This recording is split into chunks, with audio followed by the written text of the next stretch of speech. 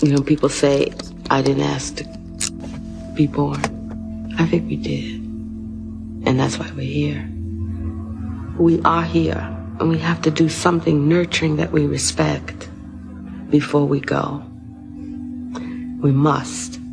It is more interesting, more complicated, more intellectually demanding, and more morally demanding to love somebody, to take care of somebody.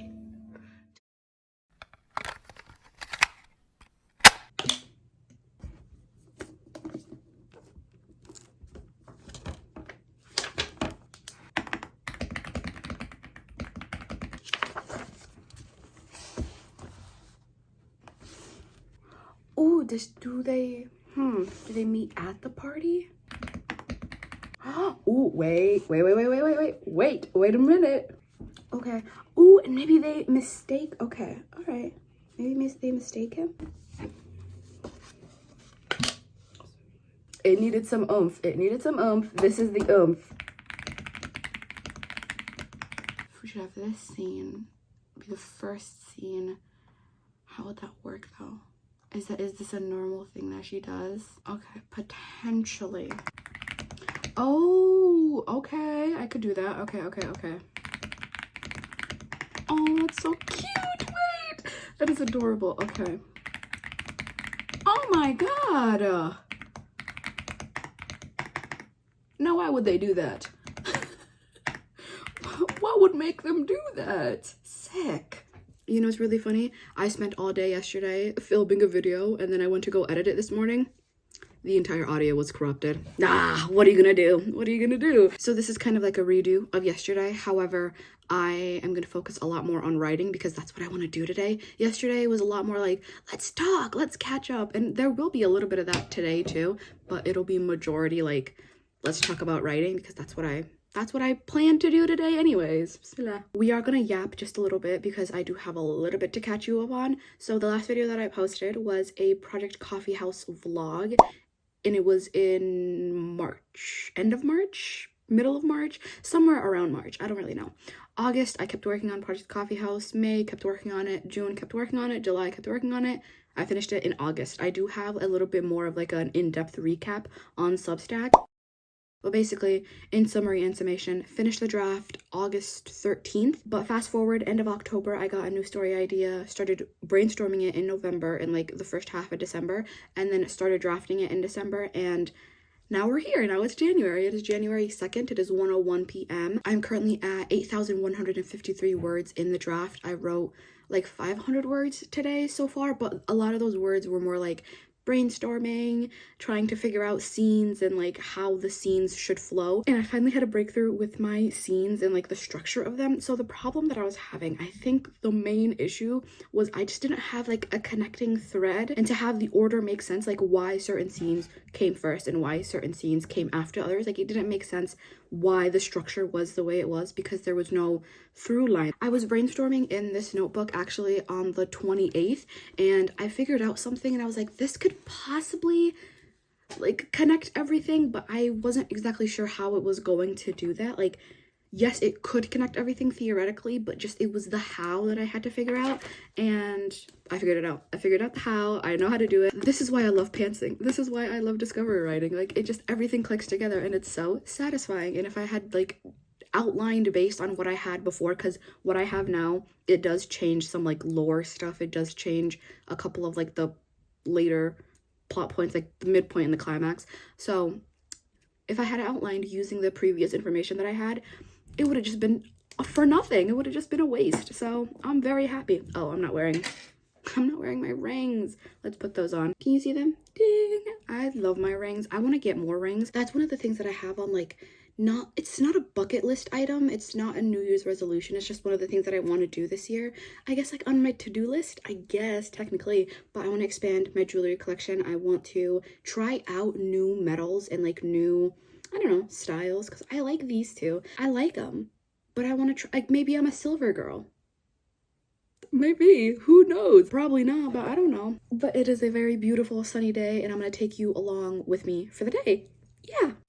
It is actually not quite some time later. It is 5 p.m. The sun has set. It is dark as midnight outside, and yet it's only 5. Oh, that is sickening. Sick and twisted. I cannot stand winter. I can't wait for spring. I can't wait for spring. Anyways, I spent the last couple of hours writing, and I realized that I didn't actually sit down and like introduce this project and go through it. So I thought that we would do that now. So I took a little bit of time and I created a slideshow for this project because I think that's just so fun. Okay, let's start. This is 7 things that you should know about my WIP Project Swan Lake edition. So the first section is the metadata, and it's just like basic information about the project. So it's an adult fantasy standalone. I got the idea back in October, like I said, end of October, and then I brainstormed it all of November and half of December, and then I started drafting towards the end of December and January. Now, obviously we're in January. So the target word count is 50,000 words for the first draft, and then I do think overall it is gonna end up being like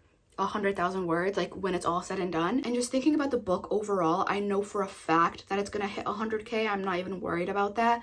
But for the first draft specifically, like I just want a really quick, easy 50K, get the idea down on the page, front to end, write the end, and worry about everything else later. Next thing that you should know about this project is that it is inspired by Swan Lake. However, it's not a retelling. So back in October when I first got the idea, I was researching like different fairy tales and I stumbled upon the Swan Lake fairy tale. I had heard about it briefly before. However, I didn't really know the specifics about it and it sounded interesting, so I went in, I did like a deeper dive on it. I also watched the Disney Swan Princess movie and I really enjoyed that. I also did watch very briefly, like I just watched like snippets of the ballet performance, and that also was very inspiring, but not in a retelling sort of way, more of like a, ooh, this is just like a cool concept.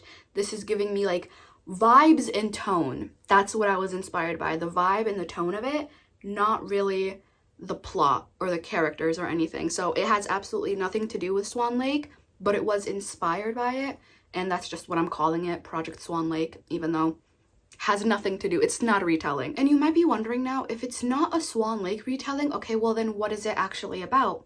I'd love to answer that question for you. Project Swan Lake follows a fire-wielding savior and a fallen moon spirit that team up to solve the mysteries of their pasts and maybe kinda, sort of, definitely kill an immortal king and doom everyone in the process, aka 2 self-sacrificial idiots that think they're playing 4D chess when they're actually playing checkers with cheats and still somehow losing. How are they playing checkers with cheats and losing?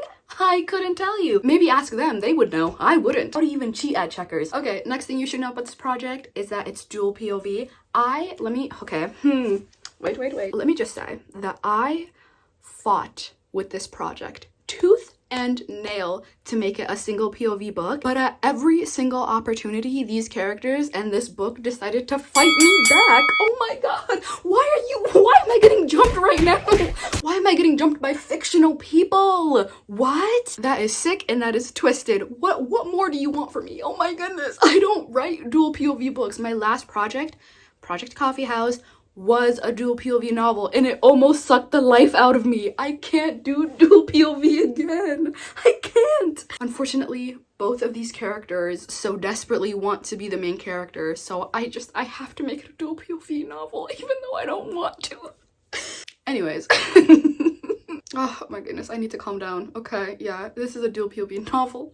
Let's move on, shall we? Okay. The next slide is just a bunch of words that match the vibe. So we have opulence, incendiary, ethereal, fairy tale, sun-kissed, starlit, horizon, adventure, prophet, bioluminescent, iridescent, longing. I kind of feel like that one scene in The Winter Soldier when they're trying to activate him. The very last thing that you should know about this project is that the MMC is blonde. Yes! Kill all emos in fiction now! I am sick of y'all brooding weirdos. Give me an idiot blonde, please. And since nobody is doing it, I'll do it. I'll take up the mantle. I'll give the people what they want. Idiot blondes, yes. Funny idiot blondes. Privileged idiot blonde, yes. We're sick of the black hair and the bad personalities and the shadow powers. Oh my god, kill me. And yes, we collectively, I'm speaking for all of us, and no, I'm not speaking French, I'm speaking for all of us. We need to get back to the idiot blondes or smart blondes, whatever your cup of tea is, it doesn't matter. What matters is that they have actual personalities. What matters is that they actually have an essence, a personality to them on the page. They are not copy and paste losers. Exile the emos. Hashtag exile the emos. Let's get that circling because I'm sick of y'all. Kill all emos in fiction. No! We have let the emos run us for too long. We need to band together. I read a book recently. I read a book recently where, I kid you freaking not, when the MMC is introduced, he's like, ugh, I can't stand her. I hate her. Literally threatens to kill her multiple times, right? And then right before the climax, he has the gall and the nerve to say, I never hated her. I loved you from the beginning. Yes, from the very moment you stepped into that ballroom. Yes, I loved you, even though I threatened to kill you multiple times. And I sent you to the yes. It doesn't matter that I almost killed you. It doesn't matter.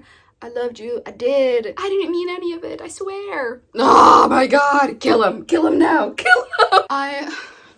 Let me calm down. Anyways, in summary and summation, I'm sick of you emos and you need to be destroyed. You emo bitches are evil and you need to be destroyed! But yeah, that's all I have to say. Okay. Bye.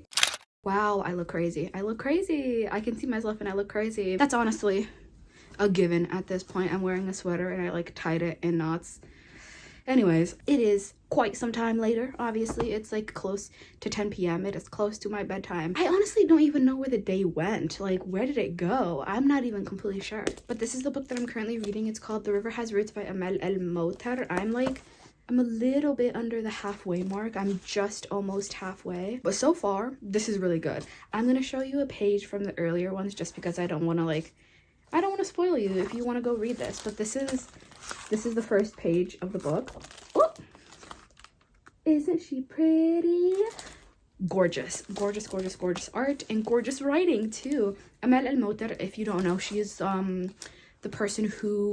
she's one of the authors who co-wrote the This Is How You Lose the Time War, which is a fantastic, phenomenal book. I read it a couple years ago, just after, maybe like a year after it came out is when I picked it up because I saw like a booktuber reviewing it and I was like, that actually sounds amazing. Let me go pick it up. And I did, and I loved it, and it was amazing. It's a sci-fi novel, but it's very like lyrical and poetic, and this is also very lyrical and poetic, but this is a fantasy and it's only written by Amel El-Moutar. The writing in this one is also very lush and like kind of abstract. It's that like kind of prosy, abstracty writing that's a little bit hard to understand, and like you kind of have to go over it a couple times and you have to like really think on it. However, it is very good so far. I really like it, and I am following the story, which is something that I had a little bit of trouble doing with This Is How You Lose the Time War. Following the actual plot was a little bit difficult, so for this one, it's pretty good so far. So this is what I'm reading, and then also I started watching Fruits Baskets, which is crazy because this is such a popular anime. I just never got around to it. I had it saved for like years now. I just never really got into it, but I'm finally watching it for the first time, and I mean, I'm only 2 minutes in. It's pretty good so far. I'm also gonna spend the rest of the night journaling. This is my 2026 journal. Isn't she pretty? Very pretty. I already have a couple of entries in here. However, I've had to start like skipping pages in the middle because of like the bleed through in the ink. I'll show you close up. Do you see that? Do you see how bad the bleed through is? This is a Moleskine journal. I didn't know that Moleskines had such bad bleed through when I first got it, but now that I know, baby, I am never getting a Moleskine ever again, because look at this. The pages are thin. They're so thin, and it's kind of disgusting actually. But other than that, that is like my only criticism of the journal. Other than that, isn't she so pretty? Ugh, she's adorable. I love her so much. Yeah, that's how I'm gonna spend my night. I would keep writing, but I'm kinda sick of writing, I'm not gonna lie to you. I just have been writing all day today, and I don't want to keep... sometimes it's good to look away from your art so that you can come back to it tomorrow with fresh eyes, right? No, that's not an excuse. It's actual advice. I will give you an ending word count for today. How's that? I think that's fair. Okay. My ending word count for today is 9,482, which means I wrote 1,856 words. Woo!